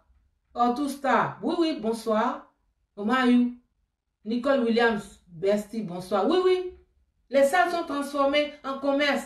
Achille Massa, bonsoir. En commerce, en église, en magasin, en tout.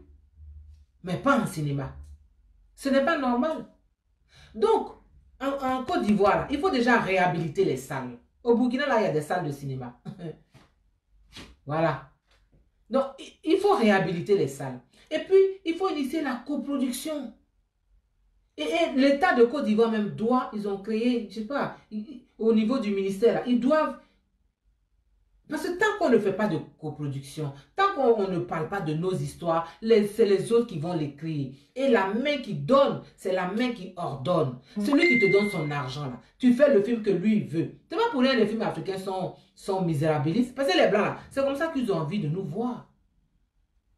Donc, quand un Africain fait un film qui s'approche un peu des normes internationales, on dit, ben, lui, il n'est pas africain. Hein? Lui, il n'est pas africain, ça, c'est pas l'Africain. Non, ils veulent nous voir misérables, sales, toujours en train de faire pitié. Oui, c'est les Blancs là, il va venir nous sauver. Non. Donc, c'est à nous de nous sortir de tout ça. C'est à nous de nous sortir de tout ça. Donc, il faut initier la coproduction. Père à son âme, Sambène Ousmane, il a fait un film qui s'appelait Le camp de Tiaroy. Je crois que Sidiki Bakaba a joué dedans. Le camp de Tiaroy. Et le camp de Tiaroy raconte comment, durant la colonisation française, les Français, ils ont fait beaucoup de mal aux populations. En tout cas, leur rôle néfaste en Afrique et au Sénégal, il a montré ça dans le camp de Tiaroy. Mais c'est les Français qui avaient financé son film. Donc, il a montré le camp de Tiaroy là. Il a montré qui ils sont. Après, maintenant, il a un scénario. Il vient, il dit, lui va faire un film sur Samori Touré. Et le budget, c'était 6 milliards. Aïe, les Français disent comment? Nous, on a fait camp de Tiaroy, on t'a aidé. Tu nous as présenté, tu as montré un visage bizarre de nous là. Nous, maintenant, on va prendre notre argent et puis on va te donner. Tu vas maintenant nous parler mal. On ne veut pas. Il est mort avec son projet. Il est mort sans l'avoir réalisé. Alors que 6 milliards, c'est quoi? Pour des États. Il va avoir le Sénégal, le Mali, la Guinée, le Cap-Vert, tous ces pays-là. Il pouvait avoir même la Côte d'Ivoire. C'est-à-dire qu'on dit coproduction, là. On tourne dans un coin, l'État peut donner les hôtels. Il dit, bon, moi, je prends les hôtels, je prends les voitures, je prends la nourriture. Ce n'est pas toujours de l'argent qu'on sort. Ce n'est pas toujours. Donc, il est mort avec son projet. Il a été refusé. Il a été rejeté. Or, l'Afrique, là, elle compte 55 États. Quand tu regardes, par exemple, les autres cinémas, là, on a parlé des Cannes, tout ça, mais quand tu regardes en Inde, ils ont Bollywood. Eux, c'est pour leur consommation entre eux. Leur cinéma, là, ça ne va pas ailleurs. Ils font le genre de film qui leur plaît, et c'est entre eux, et ils consomment ça. Et ils le consomment bien. Mais ils sont nombreux, ils ont plus d'1 milliard, donc ils consomment, ils ont un public. Or, en Afrique, tu as le Nigeria qui essaie de s'en sortir avec Nollywood. Voilà. Avec Nollywood. Mais ça reste aussi au niveau du Nigeria. Il faut que les pays africains, là, que chaque pays s'investisse dans le cinéma. Je dis cinéma parce qu'aujourd'hui, je parle de cinéma. Mais d'une manière générale, c'est dans la culture. L'Afrique compte 55 États.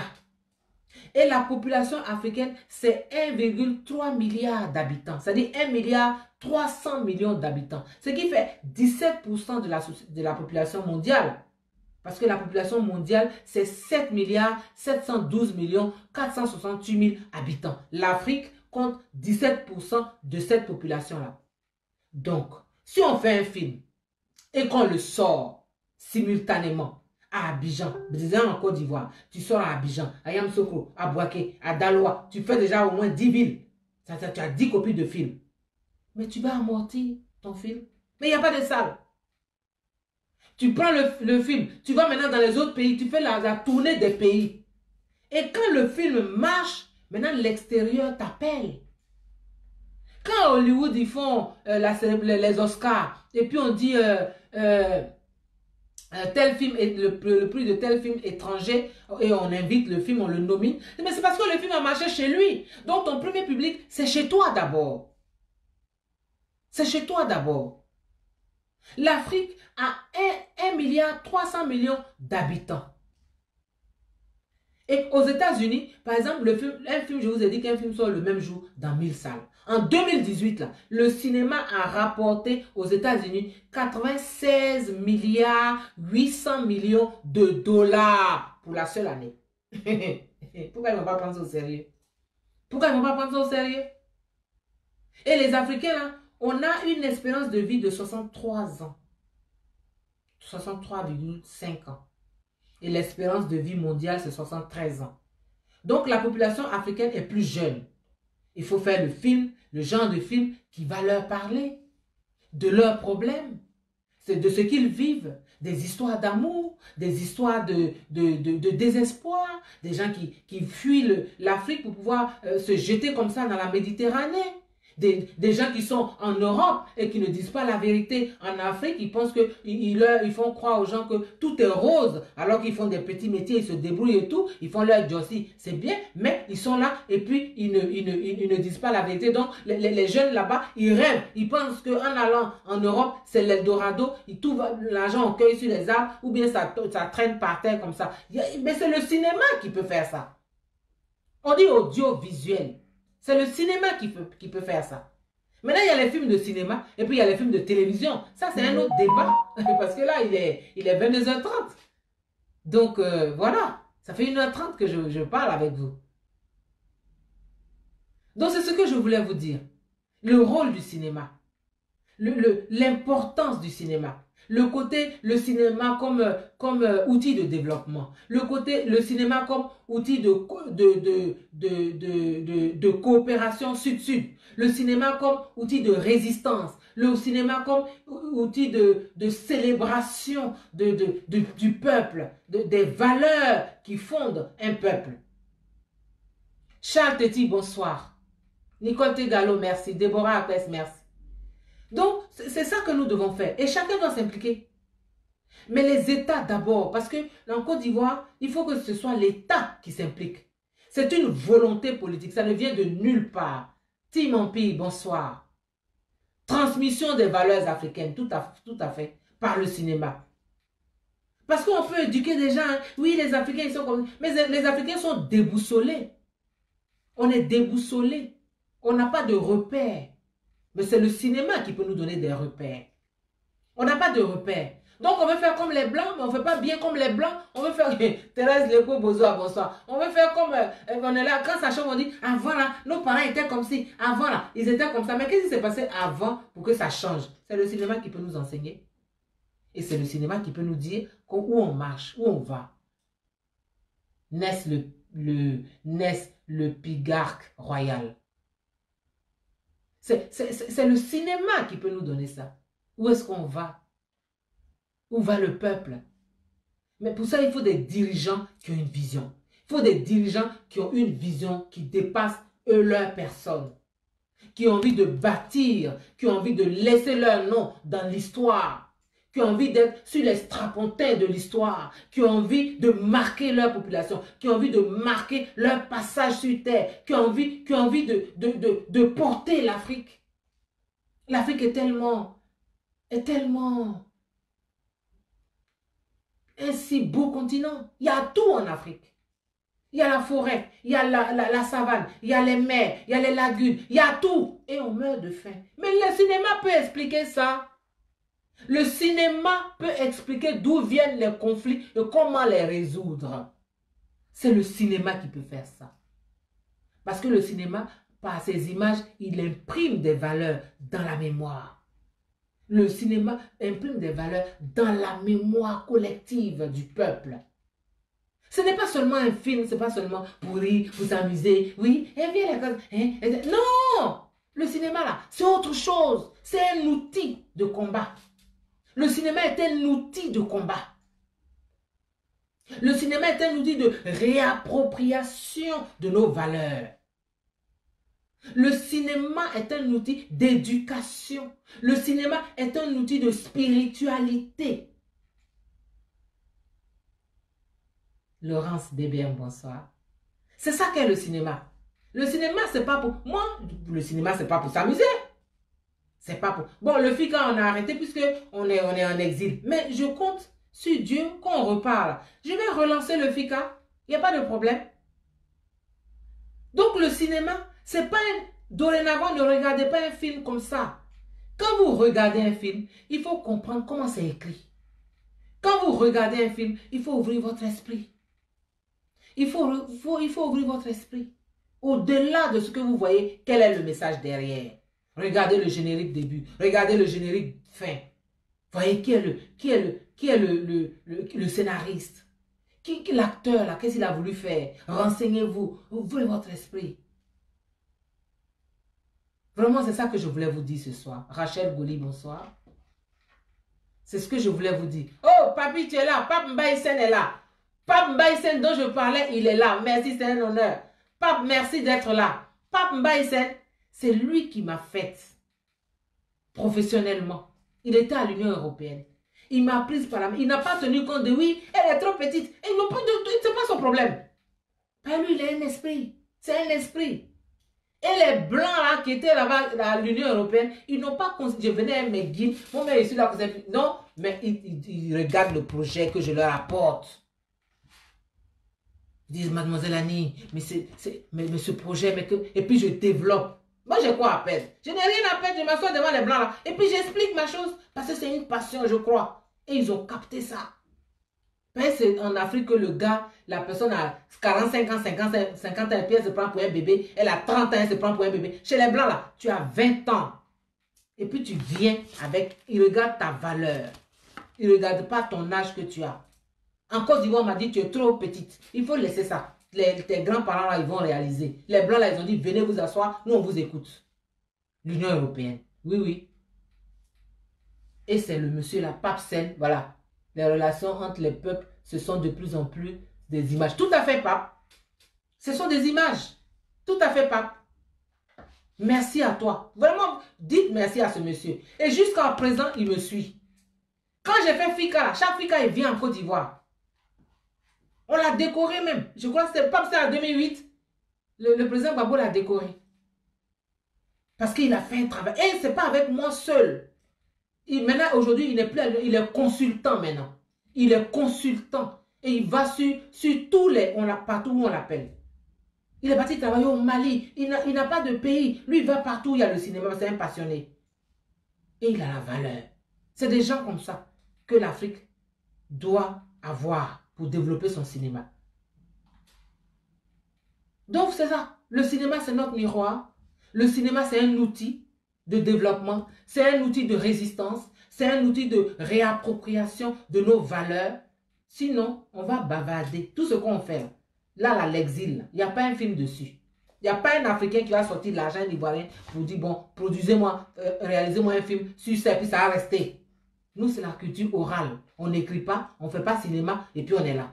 Et puis demain, d'autres vont venir. Quelqu'un d'autre, hein, des Blancs vont venir prendre l'histoire qu'on a vécue en Côte d'Ivoire devant nous tous là. Et puis ils vont faire un film selon eux leur regard. Et puis on dit, non, mais c'est pas comme ça. Pourquoi ils ont fait comme ça? Oh oui, mais c'est... fallait le faire.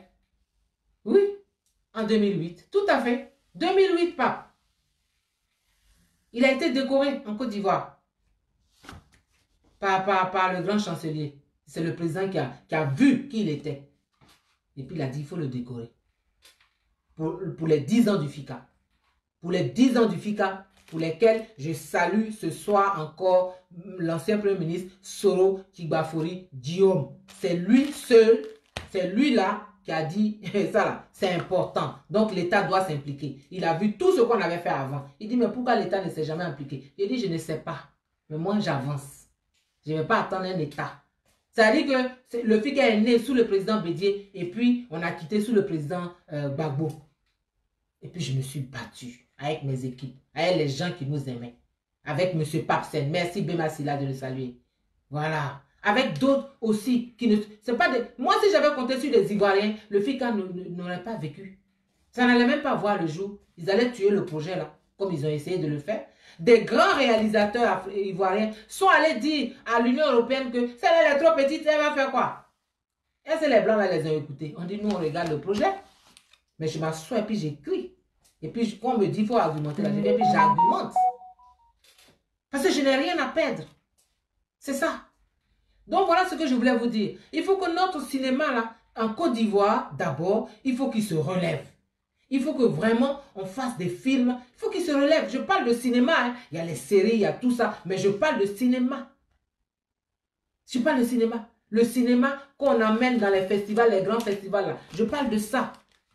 Val Poussière là, était au festival de Cannes. Et puis, il faut aussi développer les séries, comme ça se fait là, comme Ma famille de ma vieille mère, ici Delta. Tout ça là, ça aussi, ça doit exister. Et puis, les documentaires, tout ça doit exister.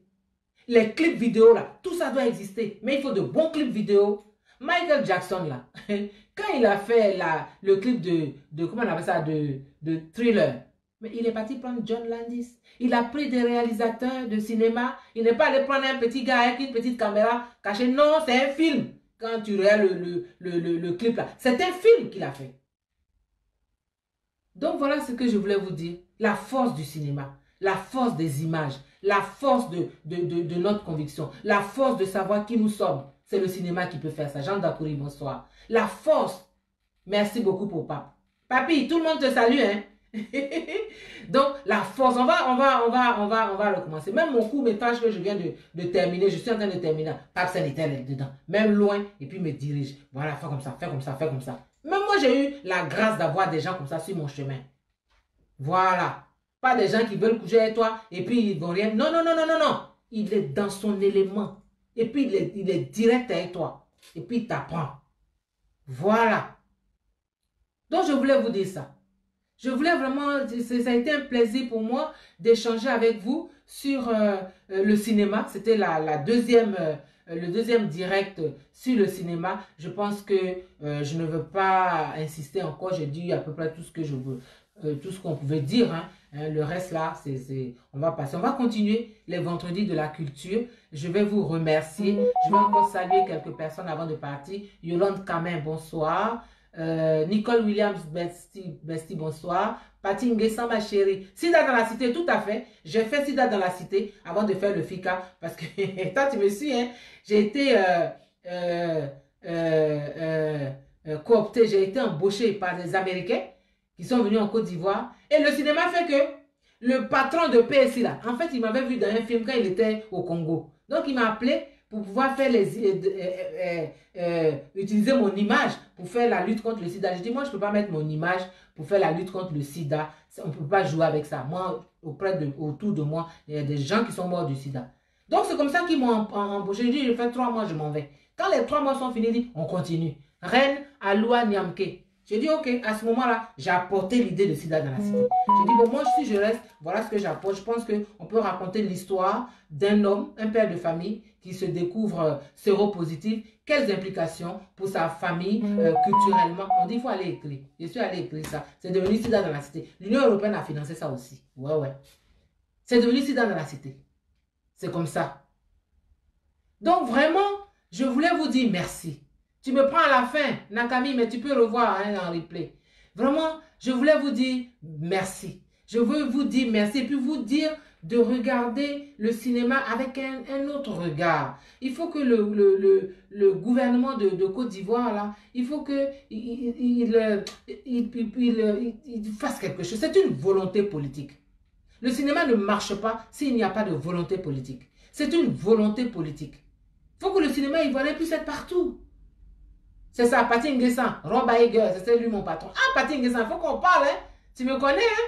C'est M. Rob Aiger, mon patron de PSI. C'est ça. C'est eux qui m'ont emmené après ça, quand j'ai commencé à travailler avec eux. Ils étaient tellement contents. On a fait la première partie de Sida dans la cité. Et la série a eu le meilleur prix en vidéo au FESPACO. Et suite à ça, l'Union européenne m'a demandé, comme ils me connaissaient, ils disaient, il n'y a pas la suite. Il dit, il y a la suite, il n'y avait pas suite. Hein. J'ai dit, si, il y a la suite. On allait écrire encore, et puis on a fait la suite. Et avant la suite, maintenant, PSI m'a amené à étudier la communication de masse, IEC Mass Media, en Californie. Voilà. C'est ça, vraiment, tu me connais. C'est comme ça que j'ai étudié la communication de masse, à part le cinéma. Donc, c'est vraiment, il faut que notre cinéma, il faut qu'il se lève. Il faut qu'il y ait des films. Il faut on a trop de choses à raconter. Trop de choses à raconter. Léa Kwame, épouse Kwasi, ma petite chérie. Flore Baudouin, bonsoir. On a beaucoup de choses à raconter et c'est le cinéma qui peut nous permettre de mettre en image notre vécu, nos aspirations, nos valeurs, notre spiritualité, nos habitudes, notre culture, tout. C'est le cinéma qui peut nous permettre de faire ça. En tout cas, je parle avec passion quand je parle du cinéma. Et moi aussi, je t'aime, Patty Nguessan, je t'aime trop. Merci beaucoup, c'est gentil. Moi, je vous dis merci. Je sais que vous étiez vous étiez nombreux sur le direct. Et c'est un plaisir d'échanger avec vous autour de la culture tous les vendredis. Merci beaucoup. Meki Yale, bonsoir. Il faut une réelle volonté politique, tout à fait. Meki Yale, bonsoir. Germain Adjoumani, bonsoir. Qui je n'ai pas salué encore. Il faut une réelle volonté politique, tout le monde est d'accord. Germain Adjoumani, tout à fait. Christiane Maé, ma chérie, bonsoir. Nicole Tegalo, merci. Reine Félicie Begré. Reine Félicie Begré, merci beaucoup. Si vous avez des thèmes qui vous intéressent aussi, il faut m'envoyer inbox. Chamberlain, JJ, bonsoir. Dakele Guédé, bonsoir. Je salue quelques personnes. Et puis Amandine Kessé, bonsoir. Voilà, des personnes que je n'avais pas vues parce que ça défile, ça va trop vite. Ça va trop vite, hein, cette affaire. Reine Félicie Begré, oui, bonsoir. Donc, d'accord, il n'y a pas de problème. On va se parler, Reine Félicie Inbox. Flore Baudouin, tout à fait. Geneviève Monzan-Somian, merci pour ce grand cœur, merci. Florence Dakoui, bonsoir ma belle. Christiane Maé, Eunice Samon, bonsoir. Victorine Maï, bonsoir. Laurence BBM, bonsoir. Julie JJ, bonsoir. Jean-François Bléou, bonsoir. Chamberlain JJ, oui, j'ai salué. Léandre Poli, bonsoir encore. Yolande Camin, bonsoir. Nicole Tegalo, Julie JJ, Milky Vallée, Vallée ou Yalé, je ne lis pas bien. Voilà, merci. Dakele Guédé, bonsoir.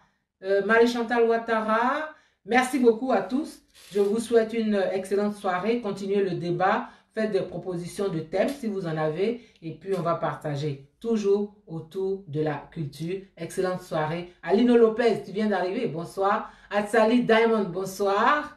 Oui,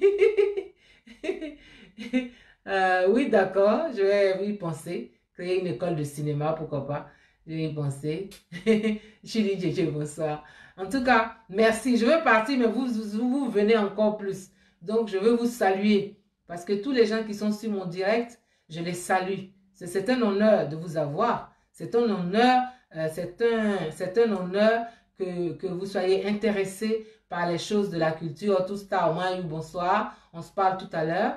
Et je voulais vous annoncer que demain, j'allais oublier, demain soir à la même heure, 21h heure de Paris, il y a je fais un direct spécial sur l'anniversaire de Madame Simone Gbagbo. Et je vais vous demander de mettre dès maintenant sur votre profil sa photo à partir de minuit parce que demain c'est son anniversaire. Donc nous allons la saluer, nous allons lui dire merci pour tout. Merci.